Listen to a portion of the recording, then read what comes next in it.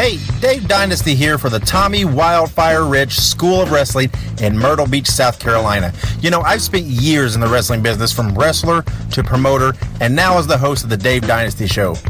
To be successful in the wrestling business, solid training from experienced instructors is mandatory if you're going to make it today. And that's what you'll get at the Tommy Wildfire Ridge School of Wrestling. Not only instruction from former NWA World Heavyweight Champion Tommy Wildfire Ridge, but many other big-name wrestlers, managers, and referees. And it gets better. Tommy Wildfire Ridge School of Wrestling will provide in-ring training and personal character training with all practices recorded on high-definition cameras. They have over 2 tons of weightlifting equipment and tanning beds located in an indoor sports facility that will host monthly wrestling events, bringing in names big enough to ensure that you, as a beginning student, will get seen.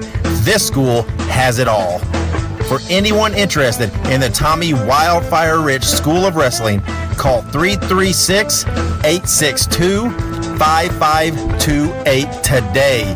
Once again, that is 336-862-5528. Ask for Chris, and you will immediately be on your way to your career in the wrestling business. Once again, call Chris at the Tommy Wildfire Ridge School of Wrestling at 336-862-5528.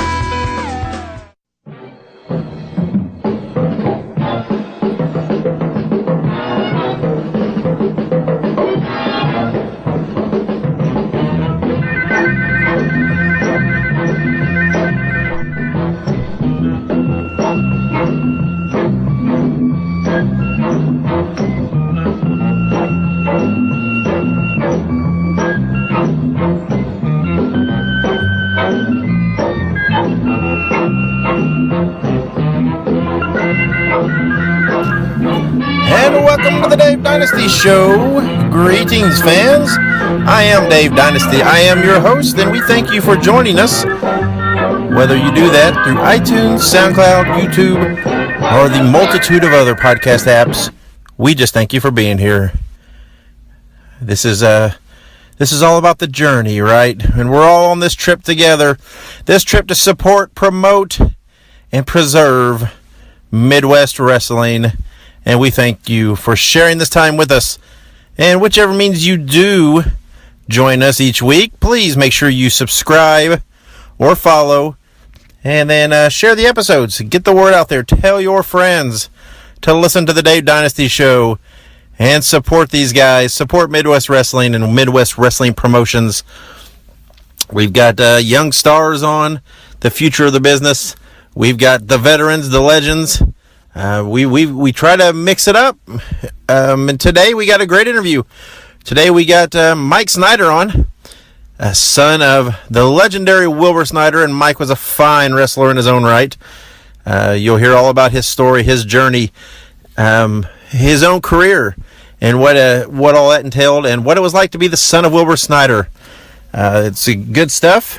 Worth a listen, worth a share. Help spread the word about Mike Snyder. We'd like to thank our sponsor, the Tommy Wildfire Ridge School of Wrestling. Fans, on August 5th, they are having their grand opening in Myrtle Beach, South Carolina, and you don't want to miss it. Make sure you're there. It's a free event. Go check out the facility, and you get to meet Tommy Ridge and Tony Atlas at that grand opening for free. What more can you want? Go meet those legends.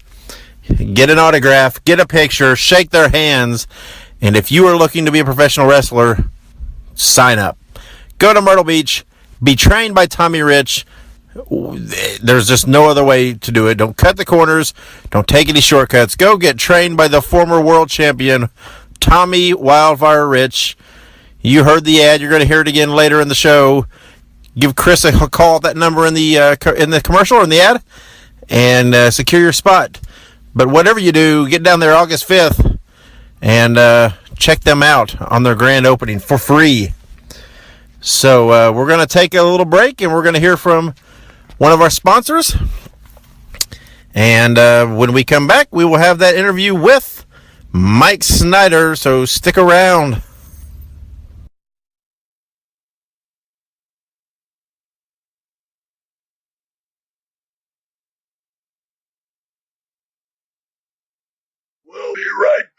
Visit our friends at the Masked Republic. Go to luchaloot.com and luchashop.com and use the promo code DYNASTY for exclusive discounts. And welcome back to the Dave Dynasty Show. I am your co-host, Ike Isaacs, and today I am joined with someone who carries a pretty heavy name, a pretty amazing heritage and history. We have with us today Mike Snyder. How are we doing today? We're doing great, Ike. How you doing?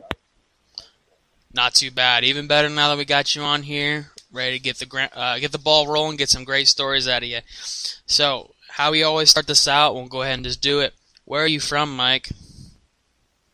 Well, originally I was born in Salt Lake City, Utah. My father was in college at that time, and from there we moved an awful lot just based on my father's career. And heck, I went to a different school every 6 months up until the 8th grade, and by then we had landed in Indiana, and I ended up going to high school for 4 years at Pike High School in Indiana, and Indiana University I graduated from in 1971. Right on. So definitely born not as a Hoosier, but would you say you're a Hoosier now? Well, I'm a Californian actually now, but Oh. I've been out here for over 35 years, and but a lot of my friends, a lot of my college buddies still live in Indiana, so I come back occasionally and play a little golf, tennis with them, and so I frequent Indiana quite a bit. Absolutely. And I bet California is nice, though. I think anyone would rather be in California, right? Well, I don't know about that. Yeah, California is great. I live up in Northern California, not far from Lake Tahoe, and I call it God's country. I don't know about everybody else, but there's a lot of mountains and outdoors, and that's what I like. And I've raised my family out here, and it's been really good to me. Don't plan on leaving, I'll tell you that. Absolutely, no, I wouldn't leave either. So, yeah, definitely, I imagine you would move around quite a bit, knowing, what your father did, Wilbur Snyrder, being a professional wrestler. right. Definitely that would be one of those things where, you're probably always moving. So, definitely, I think, right. Moving schools and stuff, I'm sure that kind of sucked a little bit. Well, I get told that a lot. That must have been hard on you. I have a sister as well that's 2 years younger. I don't think we thought much about it, actually. Speaking for myself, I just thought it was a way of life. And some wrestlers didn't take their families to different territories. They left them in one territory and then traveled to their territories and lived. And my father wasn't going to have it that way. His family was always going to be with him. And so I got used to packing up and moving when I was told we were going to move. No. So it was like growing up for me. Absolutely, no, yeah. Well, that's good then. I mean, it's all about perspective, I think. So definitely, it's a good way to view it that way. So yeah. So certainly, I think in a lot of cases when you're moving all that time and you're thinking, okay, well, this is what my father does. So you probably have some pretty interesting memories of wrestling, like when you were growing up. So when was it that you kind of understood what your father did for a living, and what are your first memories of wrestling? Well, to tell you the truth, it was pretty early in life because my father took me everywhere, and I went to an awful lot of wrestling matches with my dad, and so I grew up I remember vividly living up in Edmonton, Canada, which is where he played for the Edmonton Eskimos as a football player, professional football player. And he started all of a sudden going to L.A. every once in a while to wrestle in the off season. And I remember kind of his first matches in L.A. And they were all promoted by Warren Bockwinkel, who was Nick Bockwinkel's father, if anybody remembers Nick Bockwinkel, and they should because he was one of the best. Certainly. That's really when I first started realizing what Wilbur did, and like I said, he took me I went with him a lot of places, And he always told me, he said, you'll get to go as long as I never get home, and your mother reiterates exactly what happened at the matches. In other words, what happens in the locker room stays in the locker room. What happens at the wrestling matches stays there, and I'll be glad to have you at all times as long as that's understood. And I understood that and got to meet a very great array of very interesting, unique human beings, and grew to love and like most every one of them. Absolutely, absolutely. So I'm sure, growing up in that kind of heritage of wrestling and stuff, and doing all of that was probably very interesting because, like you said, you got to meet I'm sure you got to meet some of the biggest names of all time, right? I would say the biggest at that time. From Lou Thez up to Bobby Heenan, you name a wrestler, I probably met him. The only place we didn't frequent as far as living, and my dad, I know he wrestled out east, but we never lived there. So some of those wrestlers up in the Upper East, the New York area and stuff, I wasn't as familiar with as I was around the Midwest and West Coast. Certainly. So then, definitely, it sounds like, your early life was pretty jam-packed, I think. That'd be a good way to say it, because it looks like you were doing a lot, from moving around to graduating college, all that good stuff. So then, what all did you do after college? After all of this had kind of transpired, did you keep your love for wrestling after college? Well, I really didn't. I'll be honest with you. I didn't have a great love for wrestling. I didn't wrestle in high school. I guess I wrestled 1 year, my freshman year. But really, I played tennis. I didn't play tennis. I played basketball. I played football, and I played baseball. So wrestling wasn't part of my idea growing up. But obviously, my dad wrestled, so I was still involved and still paid attention and all that sort of thing. But as far as a passion for wrestling back then, I didn't really have it. Now, after school, I was going to be a ski bum, and I moved immediately with my now wife to Aspen, Colorado, and spent a season there skiing. Then we moved off to Hawaii. I tried to start some record stores there. Just kept kind of a nomad life for a few years before actually thinking about a few things and moving back to Indiana. I started working for my dad and his partner, Dick the Bruiser, in the wrestling business, and that's kind of how I all of a sudden got started.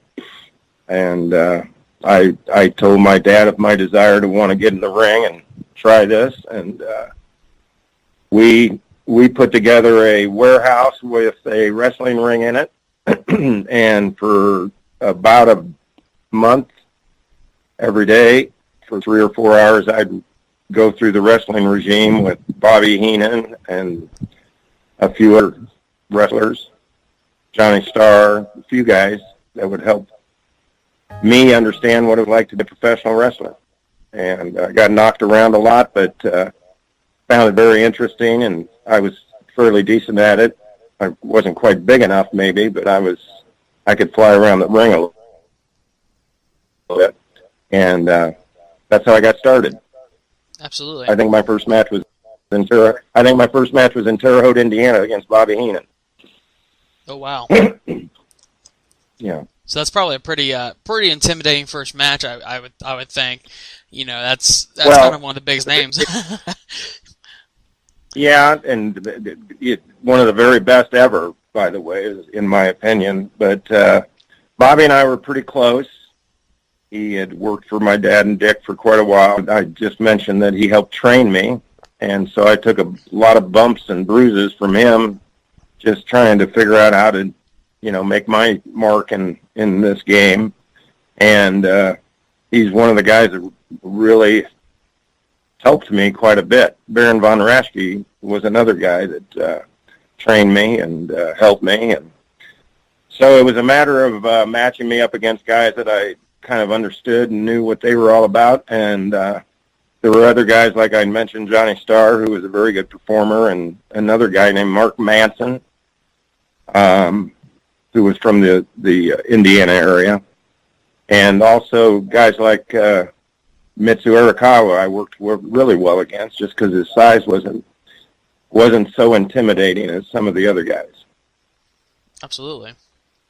So then, definitely, it seems like, because, like I said, I got some things, I've read about you, all that good stuff. So, when I was looking through it, it's like you've done quite a bit.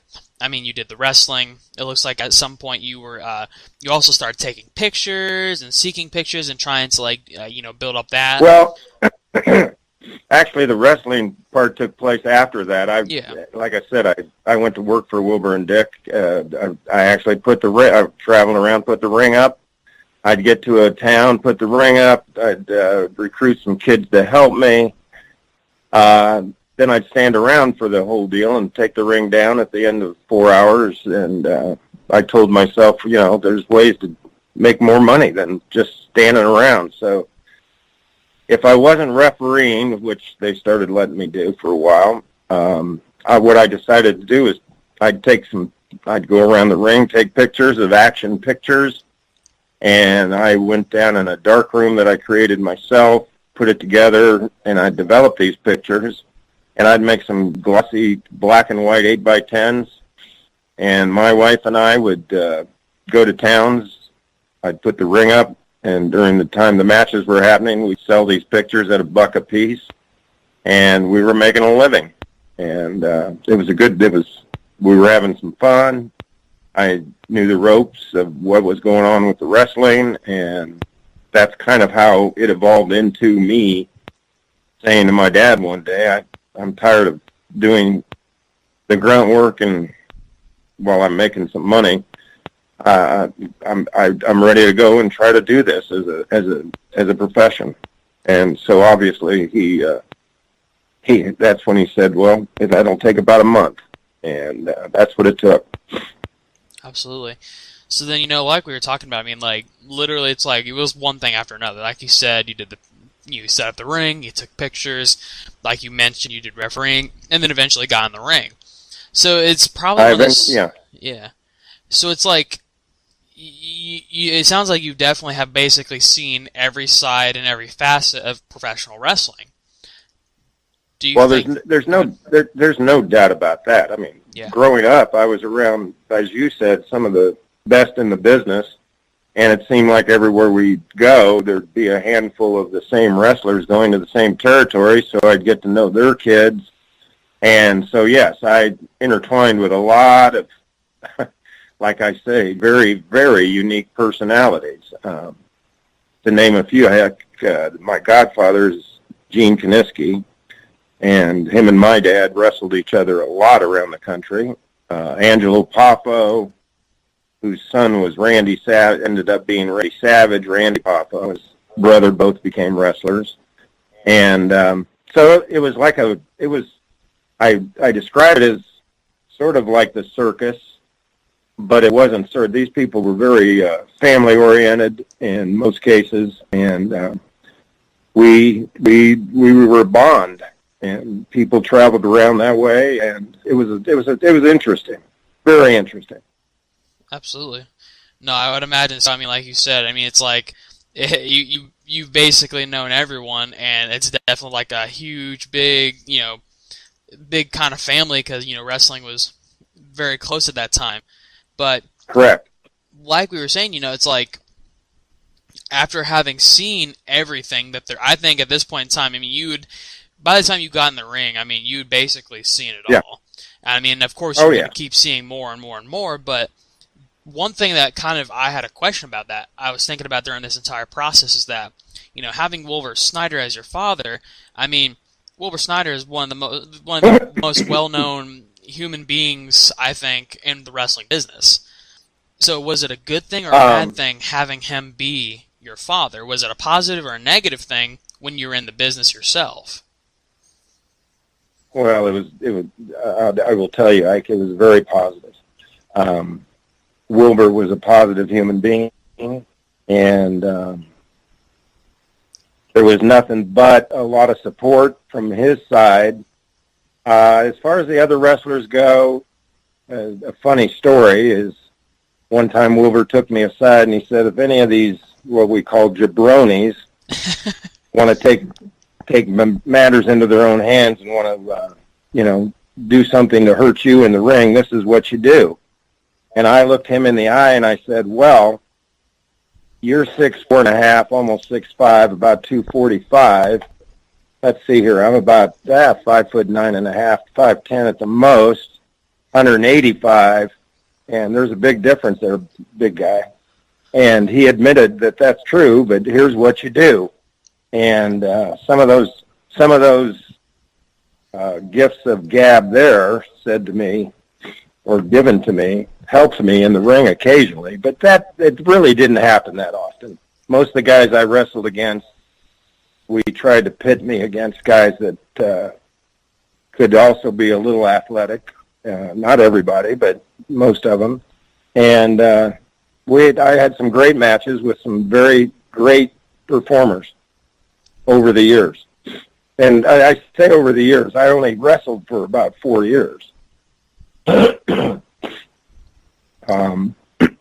moved on to tennis after wrestling, and which is an interesting story as well. But throughout the years wrestling, I wrestled mostly in Indiana, and occasionally and then I moved to Florida, and I wrestled down there for quite a while.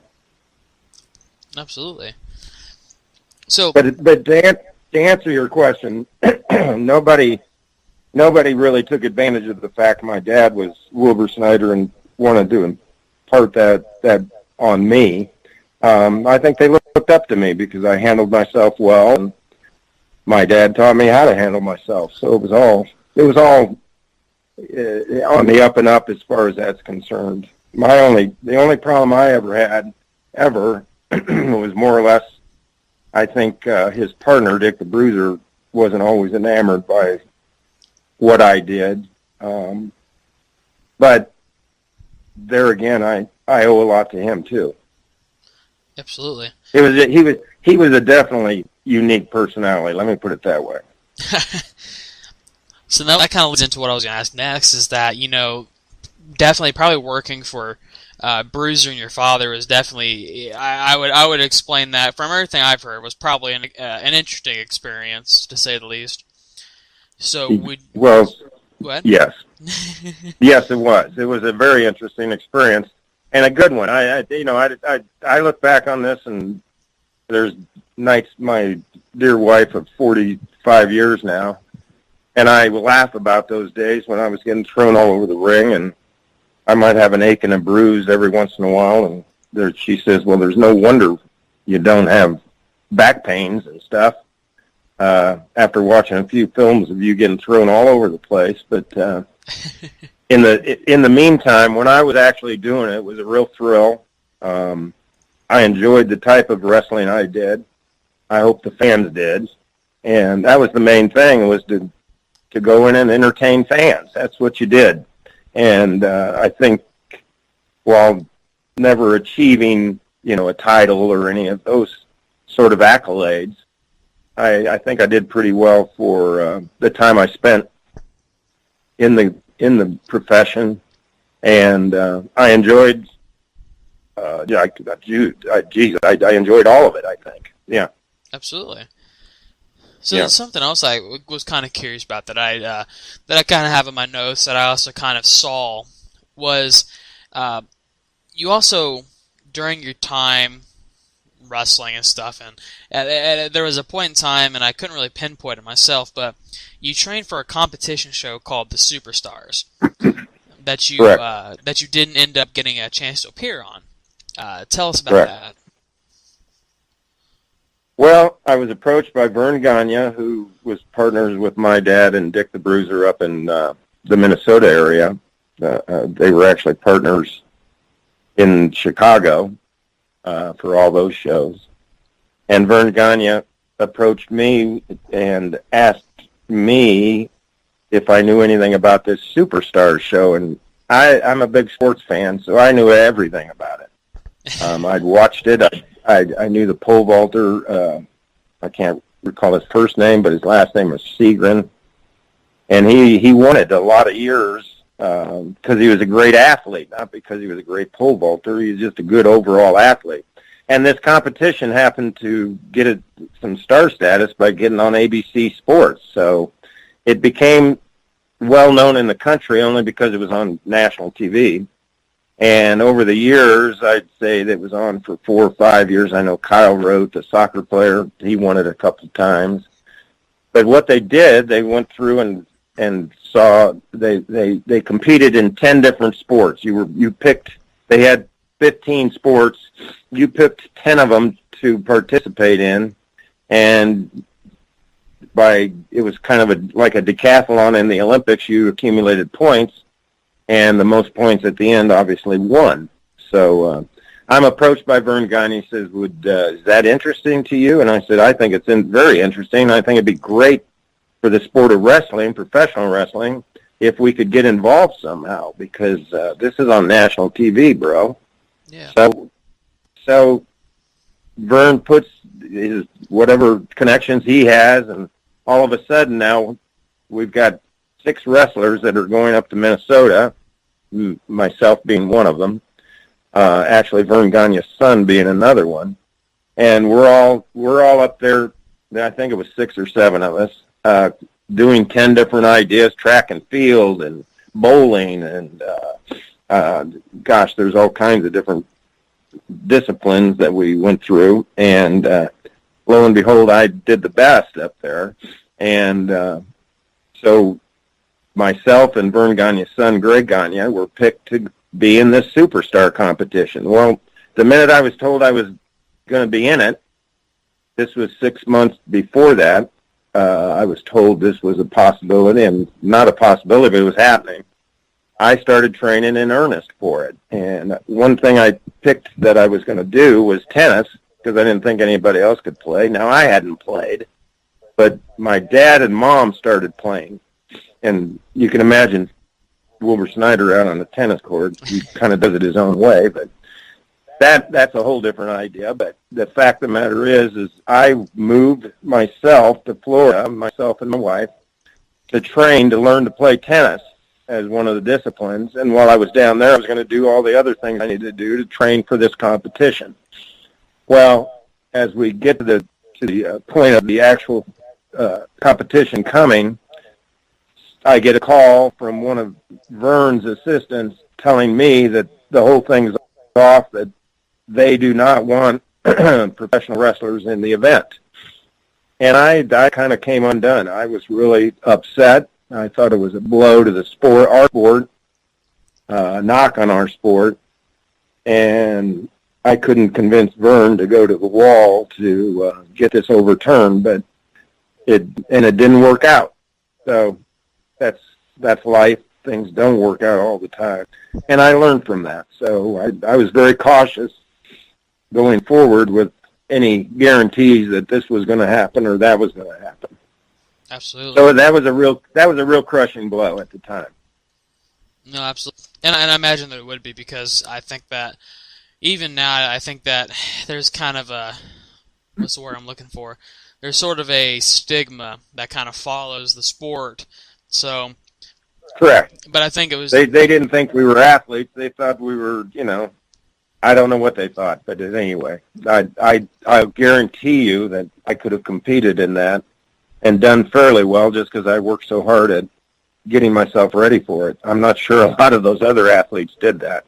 But anyway, it didn't happen, and I enjoyed working. I enjoyed preparing for it and all that, but it was a crushing blow on the day they told me that's not happening. Understandably, though. But what I will tell you this, it led me to enjoying tennis a lot, and I actually started teaching tennis, and believe it or not, I would teach tennis during the day, and at night I would go wrestle. This was in Florida. My wife and I lived in Fort Lauderdale, and I taught tennis during the day at a real posh, it was called the Lauderdale Yacht Club, and night I'd go wrestling. Okay. Two completely different items. Me on that one. So, yeah, as I say, I did have that here that you like, because you were talking about this and how like during the when you were training and stuff, that's something you kind of started enjoying. So then, when you so then obviously kind of made that transition to the starting to do the instructing and the teaching of tennis. But then I have a note here that around this time your kind of wrestling started to wrap up a little bit. But there was an incident with a match against Abdullah the Butcher. Tell us about that. Well, I had been in Florida I'd been back and forth from Indiana. I'd been in Florida for over, and I was I never was exactly. One time, a couple times, I wrestled the main event. Usually, I was in the middle of the different matches, what have you. But I was making a good living and enjoying what I was doing, and so here I am working for the office for 2 years, and the office is in Tampa. Well, I live in Fort Lauderdale, and every Thursday we'd go up to Tampa, our bouts to put on TV and get people excited about the matches coming to their towns in Florida. And I was a part of that for almost 2 years, and I got a call one day, and I was starting to wane a little bit. I'm doing really well in the tennis, and I'm not so sure I need to be burning the midnight oil on the wrestling side of it. And plus, I'm not, like I said, I wasn't as big as everybody else, so I got thrown around a lot, and the bumps and bruises were starting to show, I guess, a little bit. And I get a call from the office up in Tampa, said, yeah, I need Thursday, but come prepared because we need, as you call him, Abdul the Butcher. We called him something else, but anyway, he and I was told we need you to cut yourself because it's and it's going to last about 2 or 3 minutes total. And I got off I said sure.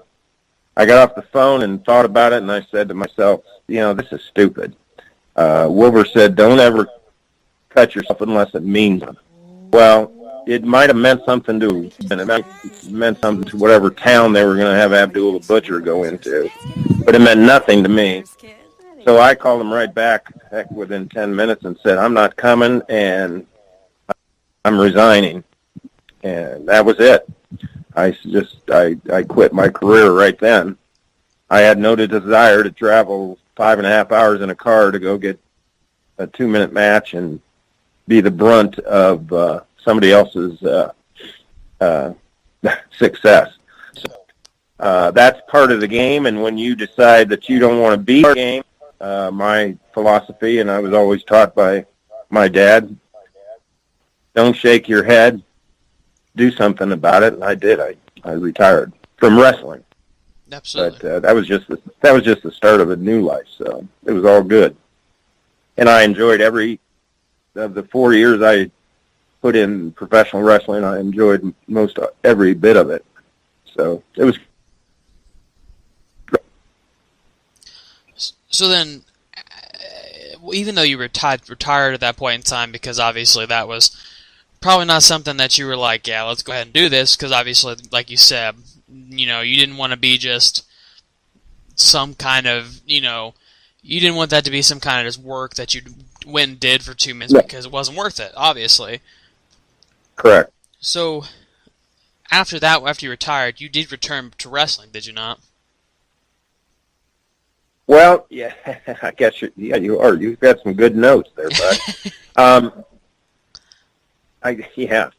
Well, I did tennis. I continued doing tennis, and I was at the Lauderdale Yacht Club, as I had mentioned, and management changed hands there, and a few things changed. I had a pro shop my wife ran, and had a really good clientele and these were very wealthy people that I taught tennis to. The DuPonts of the world, the Post family lived nearby, had a yacht at the club, and everything was hunky-dory, but my wandering mind, as I grew up, I told you I was everywhere.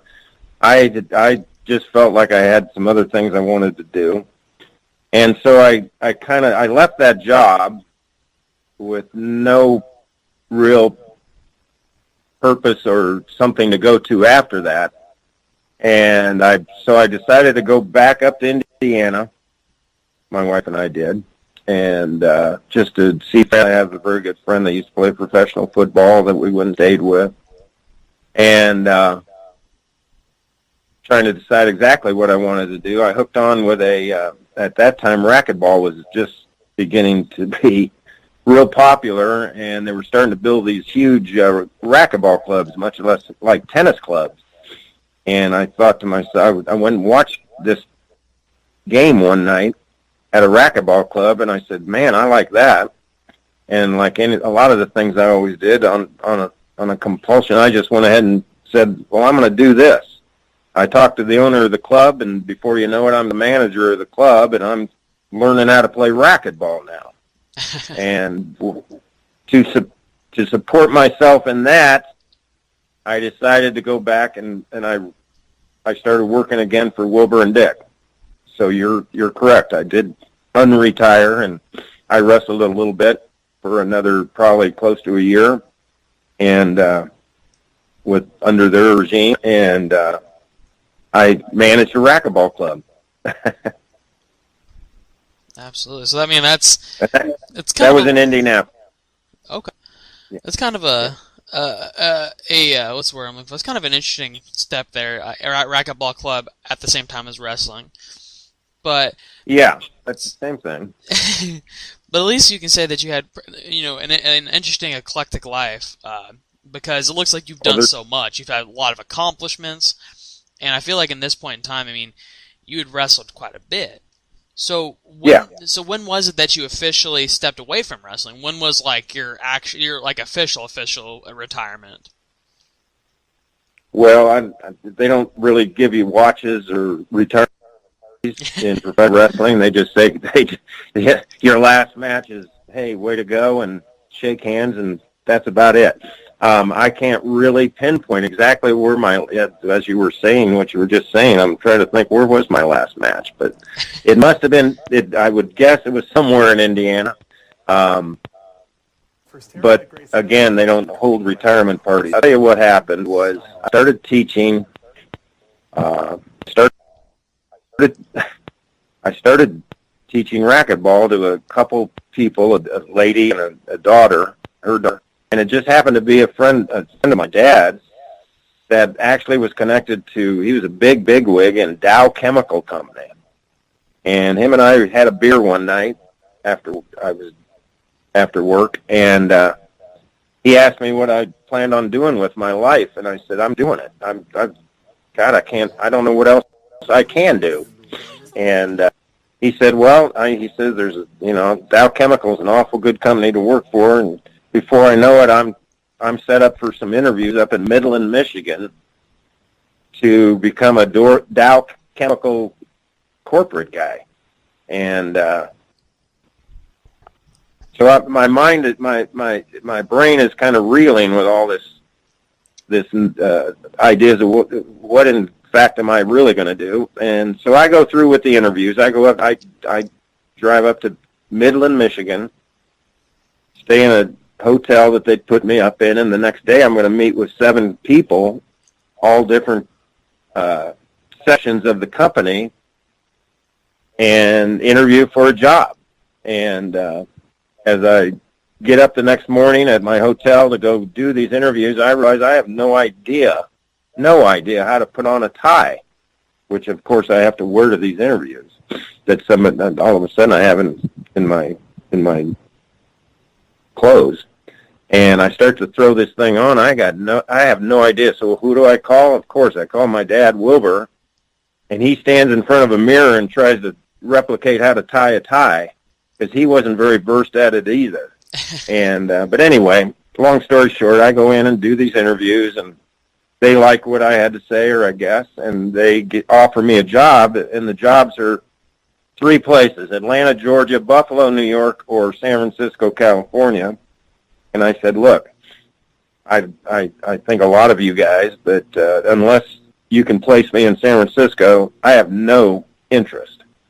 And 2 days later, they call me back. They say, we got an opening in San Francisco. We'd like you to go to it. I said, well, what the heck? We're on. And before I know it, 2 months later, I'm out in California setting up shop, learning how to be a Dow Chemical rep. And I waited. I had a son by then that was 2 years old, and my wife and son joined me about a month and a half after I'd moved out there to be working for Dow Chemical.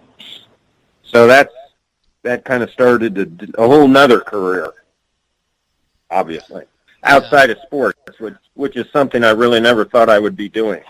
My whole life I had thought I'd always be involved in nothing but sports, but I figured out that I could work during the day and work a lot of kind of my own hours, and I figured out how to do my sports. And I enjoyed it. It was a stepping stone into what I ended up doing for 30 years. So it was a good start to my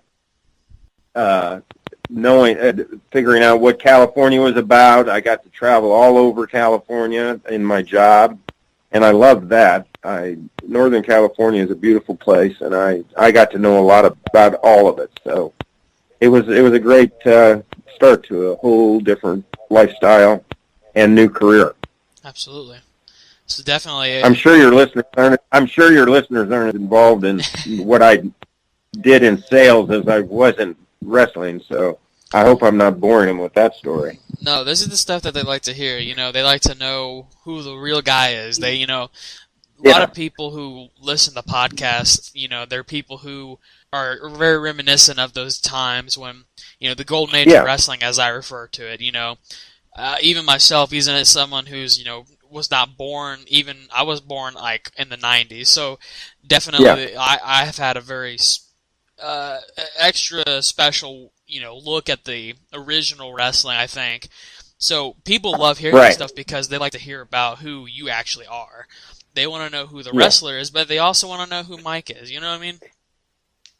Sure, absolutely. And the wrestler Mike was young and ambitious and enjoyed getting thrown all over the ring and meeting lots of different people. And I mean, I could sit down around a campfire and eat and tell stories till everybody was so bored they'd leave me. But I have a lot of them, and I will never forget those memories because Wilbur was definitely a very unique human being in regards to the respect he gained around Indiana and Indianapolis.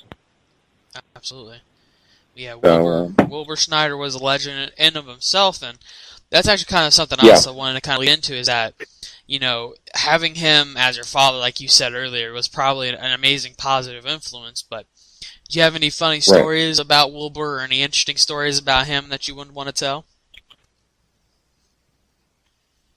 Well, there's so many, it'd be hard to figure them all out, but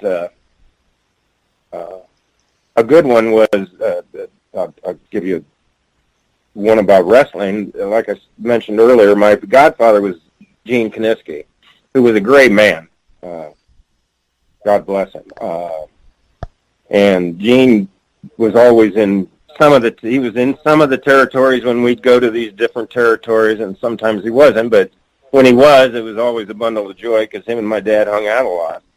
Now, they also were combatants out there, so they wrestled each other a lot. And I can remember Gene was in Indiana wrestling for my dad, and I forget what town it was, but it was not a huge town. It might have been Champaign, Illinois, if I remember correctly.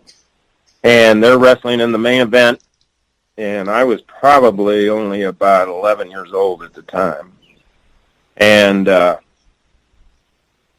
and behold, during the match, Gene picked my dad up and threw him out of the ring.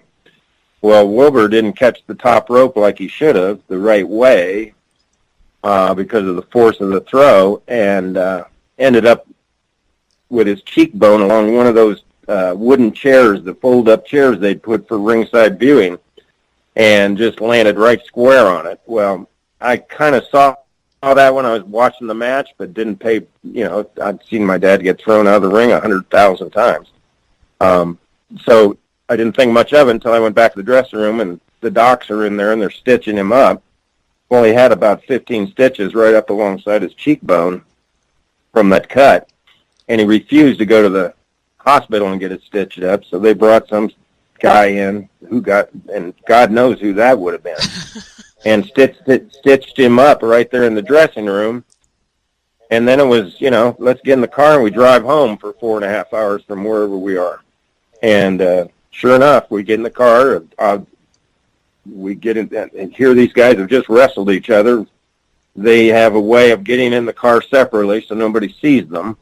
And, they laugh about it all the way home with a case of beer between them. I'm in the back seat, and, Gene says, that was a stupid move you made, not catching the top rope. And Wilbur said, well, you threw me too hard. And they're bantering back and forth about this while he's got 15 stitches in his mouth, and the beers are going down just as well. Didn't matter whether he's hurt or not. And that's just the kind of people they were. They loved each other, but they were combatants, and they could put on good shows. So absolutely, that's one of the good stories. There's hundreds more. Absolutely, and that sounds like, I don't know, that's a good story though. I like that one actually. I like that one a lot.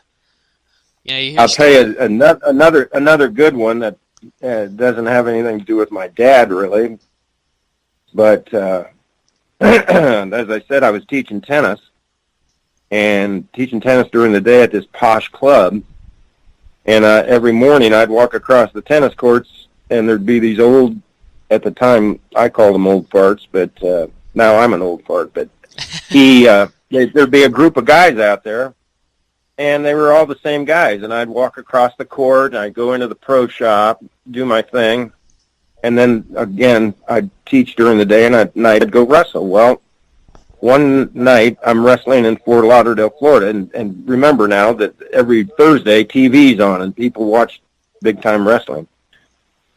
So one night I'm in Fort Lauderdale, which is, 10 minutes from the club I'm at. I'm wrestling at the Armory in Fort Lauderdale, and I get thrown out of the ring, and I'm laying on the floor and selling the fact that I'm getting beat up. And I look up, and 2 inches from my face is the guy that is in that group of tennis players, and I'm looking him straight in the eye. So I go through, I get jumped back in the ring, finish my match, and don't think anything about it. Next morning, I walk across those courts, and this guy he looks at me, he motions me over, and I know to myself, I said, this is the guy, and what's he going to say? Now, the club did not know I wrestled at night. Nobody did. I kept that to myself, and the management there also kept it to themselves. So he calls me over, looks me in the eye, and he says, Mike, he says, I knew that was you. And sure enough, he had recognized me from TV, and he says, don't you worry, we'll keep this little secret to ourselves. So, life is interesting. You meet so many different people, and, you've got tennis players, you got wrestlers, you got it all mixed together, and it becomes very interesting. And that was a great experience in itself. Absolutely. Wow. So definitely, like you've had what I would consider a pretty interesting upbringing through the in the wrestling kind of umbrella. You've had a lot of interesting experiences and stuff. So when people look at your wrestling career and your overall career as not only just a wrestler but what you've done your entire life, what do you hope people notice overall? First of all, the best part was raising kids. I have 2 boys. One's 39 and one is 36, and they have children. And that's the best part of it all. As far as that's really what it's all about. My legacy has nothing to do with wrestling, tennis playing, or any of that. It's raising them to be grown men, and that's what I take from it. Absolutely. So as we kind of wrap this up, okay. I know that's not quite as exciting as people might want to hear, but having done so many different things, I guess I don't have a legacy in any of them. I was in television for 30 years as my main career, and I've got a lot of great friends that are in that business, and so I'm known more in the area I live in for the television stuff I did rather than wrestling or anything else I ever did. And I don't know how many people remember me wrestling in the first place, but I'm sure some do, and those that do, I hope I entertained them in the right way.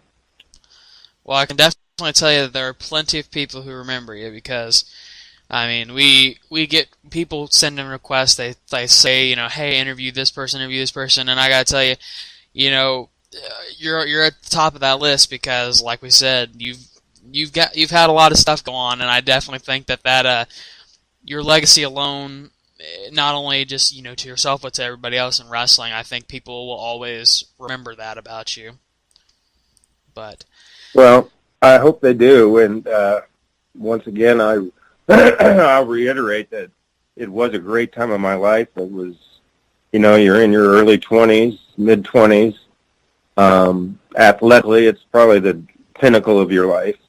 And I'm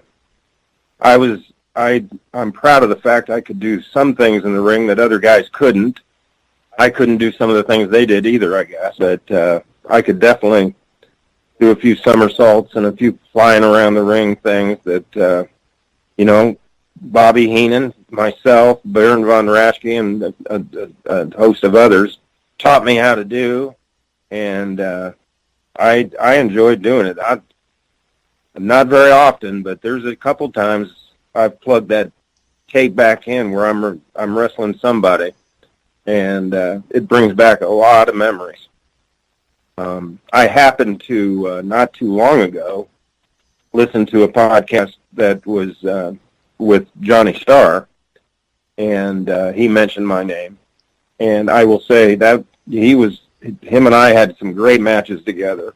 Again, we were size-wise a little more compatible, and he knew what I could do, and I knew what he could do, and that nature made the game playing a lot better when you had a rapport with your partner.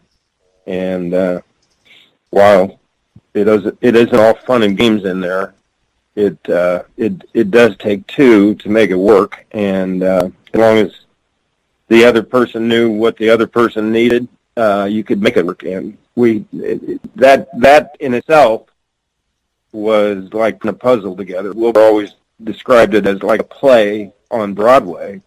There's a crescendo, and then there's a sad part, and then there's the crescendo. And you end up. So those are the lessons that I learned from that sport, and they've lived with me until now. Definitely. Well, I think what we'll do here is I think that's a pretty good stopping point, but I do want to thank you for coming on here and just talking to us, telling all these stories, kind of helping us, relive a little bit about those old times and the golden age of wrestling. But one thing I do want to ask is, do you have any social media where people can follow you, anything like that? Dave, I'm Dave Ike. I really don't. I'm on Facebook, but Snyder. I keep in touch with a gentleman named Richard Bisek, who is a historian to that era of wrestling. He did a book on Dick Bruiser, of which I interviewed and gave him a bunch of anecdotes and stories about Dick Bruiser and that sort of thing. So yeah, that's kind of how I still stay in touch. But other than that, I'm living the good life out here in Northern California in the mountains, and I have great views off my deck, which I'm sitting right now. It's fun to ponder back and talk about those times that you and I just discussed. Absolutely. Not a lot of people out here that I'm friendly with and friends of. They kind of know my background, but they really don't unless they saw it. And it's great that some of the people that are listening to this podcast either actually saw me do what I did, or had their mom and dads see what I did, and they understand what that was. Absolutely. So definitely, what I can say is, first of all, thank you so much for coming on here, Mike. I mean, first things first, it's been a pleasure. It's been an honor. I mean, I love talking to people, like I said, from probably one of the best eras of wrestling to ever have existed, and it's a legitimate pleasure and legitimate honor, so I do want to thank you for coming on here. Sure, absolutely, and I enjoyed it as well. Come crack open a cold one and let Old Mancer tell you a story. King of Big Dog Style, Laird's and Light Beer, the king of the trailer court, your favorite wrestler of mine, me. This is Warner's Wisdom with Mance Warner. All right, people, here we go. Red lights on. That means Old Mancer on here, rocking and rolling on another edition of Warner Wisdom on the Dave Dynasty Show. Now, y'all know the routine. Mancer know the routine. Here we go. It is me, your favorite wrestler and mine, Old Mancer, King of Big Dog Style, Laird's and Light Beer, Master of the Pop-Up Headbutt.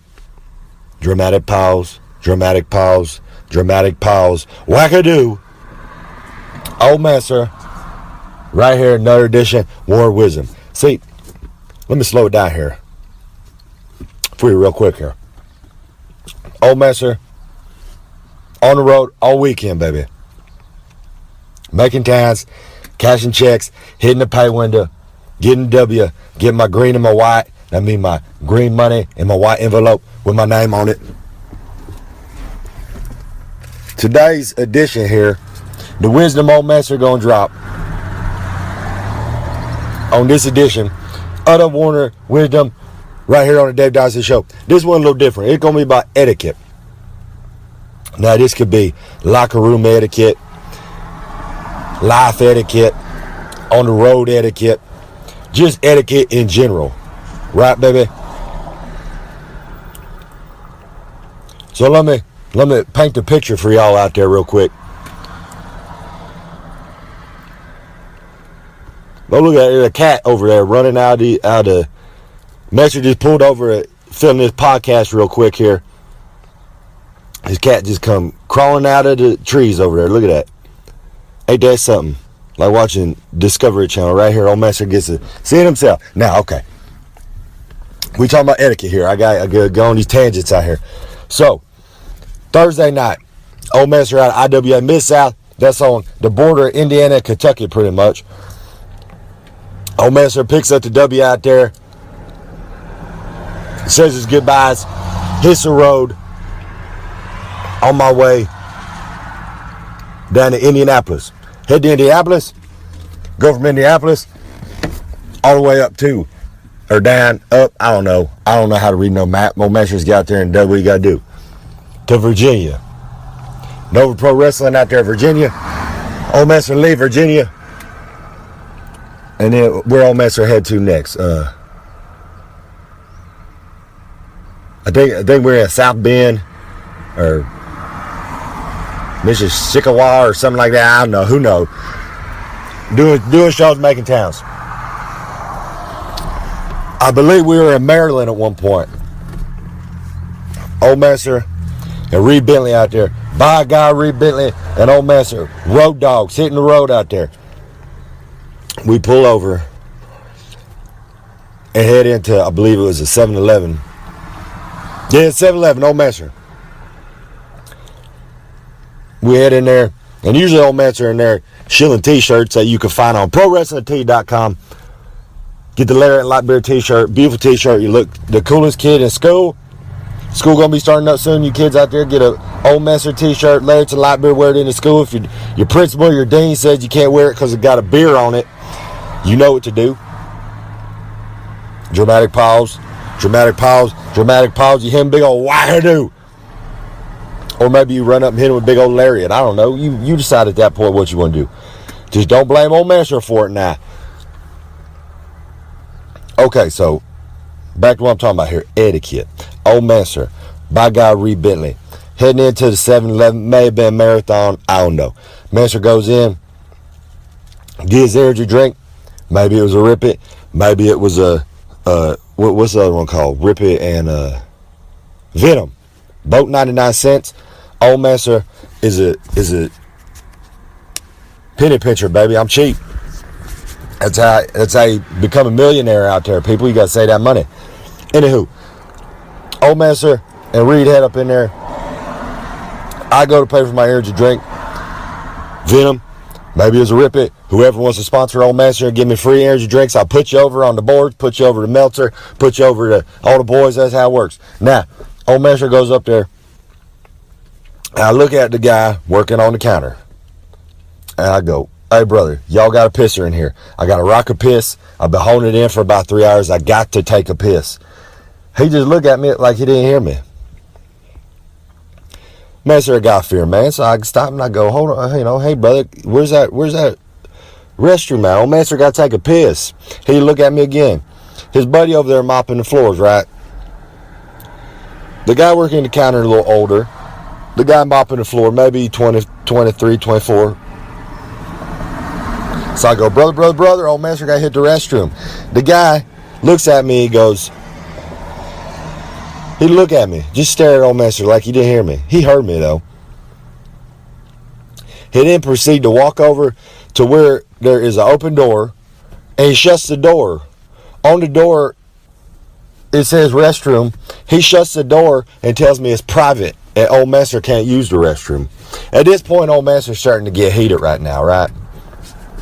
Now I can see if someone can't use the restroom because it's a private restroom and it's only for the paying customers. But Old Master is spending his money on a Rip It, maybe a Venom, whoever want to sponsor Old Master first.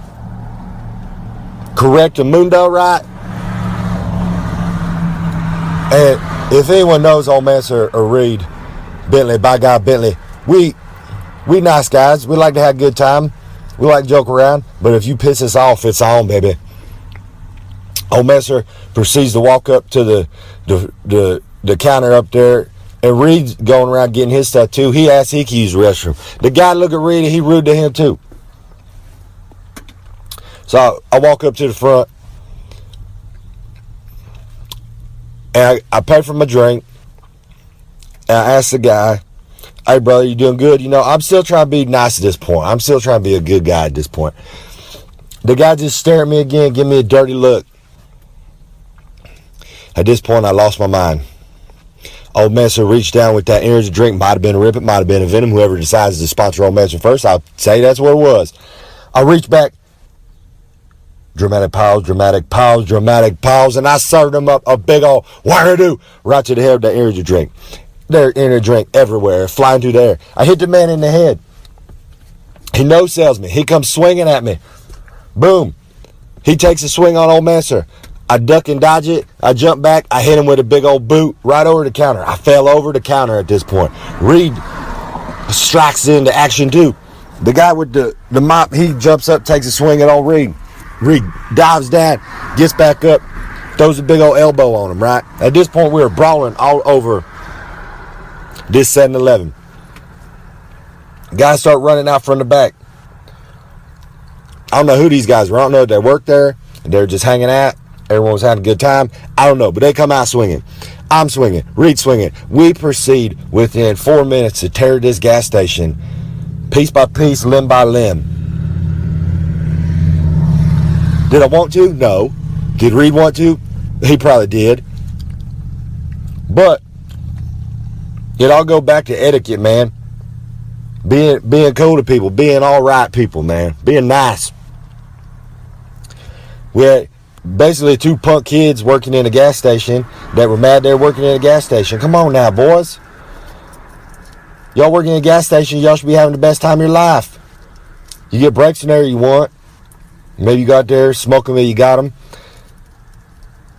You can do whatever you want. You work at a gas station. Man, it's a pretty good gig. You got a job. You're getting paid. You get hang out, get listen to music, get talk to people, get put smiles on faces. You get brighten people's day. What are you so angry about? It all come down to etiquette now, people. This could have all been prevented off a simple smile, man. Just a good old smile. Mance will come in. He had a good time. I'm trying to be cool with you. Just got to rock a piss and do a little small talk. That's all Mance is trying to do. Instead, I got rudeness. I got bad customer service. I got a dirty look. I got denied the use of a restroom. And then old Mance just lost his mind. Started swinging lariats, wackadoos, big boots, pop-up headbutts, and venom, or ripping energy drinks all over the freaking gas station. But I was nice at the end of the big old brawl. I made sure to put a beautiful t-shirt on each one of these boys that I knocked out.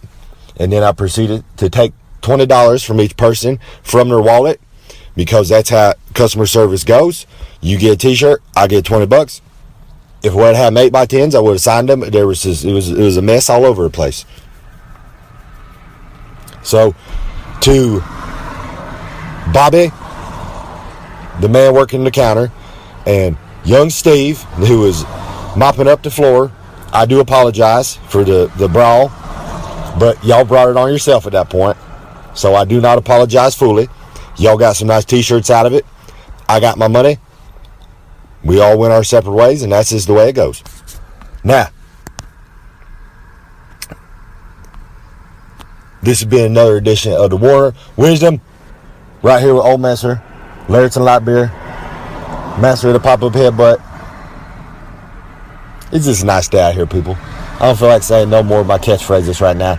I'm going to go out here and enjoy this beautiful day. You people have a good day. Learn a little something from me off etiquette. If someone come up and say, how's it going, or how are you, or how's your day been, just smile. Even if you don't want to, just smile and say, pretty good, man. Maybe tell them it's been a 5-star day, you know, even if it ain't. Fake it till you make it, right? So, old Mance, gonna get off here. Y'all get back to the Dave Dynasty Show. I will see y'all next week. Hey, Dave Dynasty here for the Tommy Wildfire Rich School of Wrestling in Myrtle Beach, South Carolina. You know, I've spent years in the wrestling business, from wrestler to promoter, and now as the host of the Dave Dynasty Show.